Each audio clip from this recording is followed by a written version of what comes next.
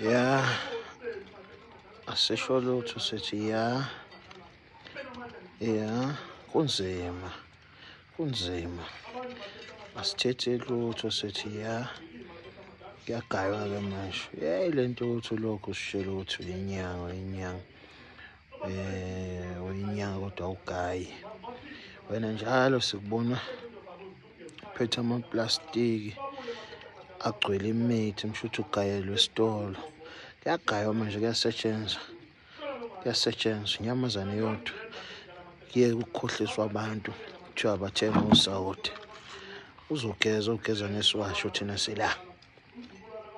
Khona ibhomu esiphezu kwayo la. Owaziyo uyazi, ongazi okwakhe futhi asingeni nalapho. Khona ibhomu. Futhi akulona ijaji-ke leli. Khululeka mntanami.